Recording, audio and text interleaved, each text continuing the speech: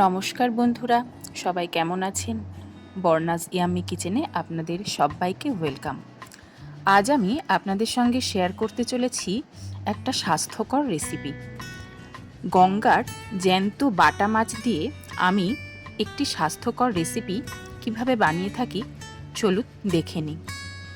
আমি মাছগুলো প্রথমে খুব ভালো করে ধুয়ে নুন হলুদ মাখিয়ে রেখেছি, আর কিছু পছন্দ মতো সবজি কেটে নিয়েছি আলু, বেগুন, সজনের ডাঁটা, ঝিঙে আর টমেটো। এই সমস্ত সবজি আমি আমার পছন্দ মতো কেটে ধুয়ে রেখেছি। আপনারা আপনাদের পছন্দ মতন সবজি এখানে ব্যবহার করতে পারেন। ফোড়নে দেওয়ার জন্য দুরকম মশলা নিয়েছি। হাফ চা চামচ আস্ত জিরে, হাফ চা চামচ কালো জিরে, আর 1 টেবিল চামচ আস্ত জিরে আর 4টে কাঁচা লঙ্কা আমি খুব ভালো করে বেটে নেব। এটি রান্নায় ব্যবহার করব। গ্যাস অন করে আমি একটি পাত্র বসিয়ে দিয়ে দিলাম হাফ কাপ মতো সর্ষের তেল।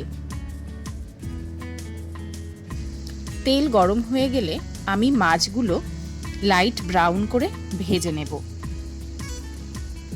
প্রথম ব্যাচটা আমার ভাজা হয়ে গেছে, আমি এদেরকে উঠিয়ে নিলাম।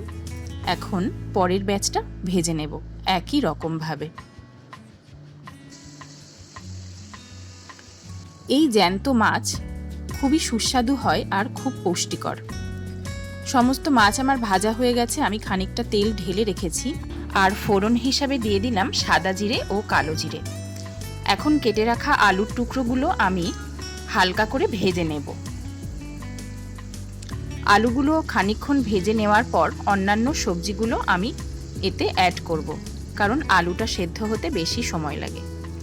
এরপর আমি অ্যাড করে দিলাম সজনের ডাঁটা, বেগুন, ঝিঙে।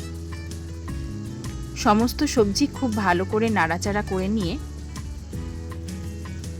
দিয়ে দিলাম স্বাদ অনুযায়ী লবণ আর 1 চা চামচ পরিমাণ হলুদ। এখন নুন আর হলুদ দিয়ে সবজিগুলো খুব ভালো করে ভেজে নেব। খানিকক্ষণ হাই ফ্লেমে নাড়াচাড়া করে তারপর গ্যাসটা সিমে রেখে একটু ভেজে নিয়েছি। এবার জিরে আর লঙ্কা বাটাটা এতে অ্যাড করে দিলাম।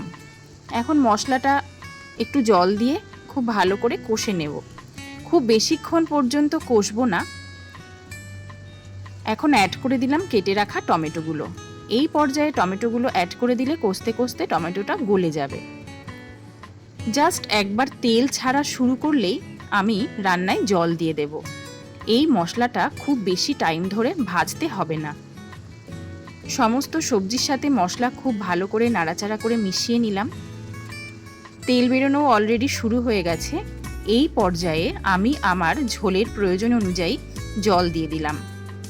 যেহেতু সবজির পরিমাণ অনেকটা, তাই জলও আমি একটু বেশিই দিয়েছি। আপনারা আপনাদের প্রয়োজন মতো জল দিতে পারেন। এখন আমি ঢাকনা দিয়ে ঢেকে দিলাম।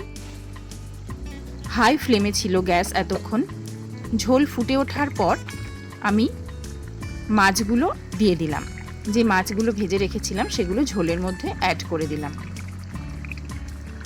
সবজি অলরেডি সেদ্ধ হয়ে গেছে। এখন মাছ দিয়ে একটু ফুটিয়ে নিলেই রেডি হয়ে যাবে রেসিপিটি। আমি ঢাকনা দিয়ে ঢেকে দিয়ে খানিকক্ষণ সিমে দিয়ে ফুটিয়ে নিয়েছিলাম, মিনিট 2 মতন। এখন চেক করে নিলাম সমস্ত সবজি একদম ঠিকঠাক সেদ্ধ হয়ে গেছে।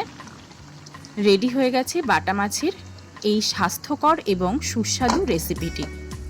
আমি 2 মিনিট স্ট্যান্ডিং টাইমে রেখে তারপর পরিবেশন করে আপনাদের দেখাচ্ছি। দেখুন, দেখতেও কত সুন্দর আর খেতেও সুস্বাদু, সেই সঙ্গে ভীষণই স্বাস্থ্যকর এই রেসিপিটি।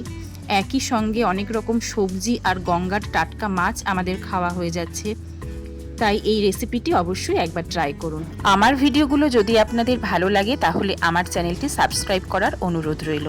ভালো থাকবেন।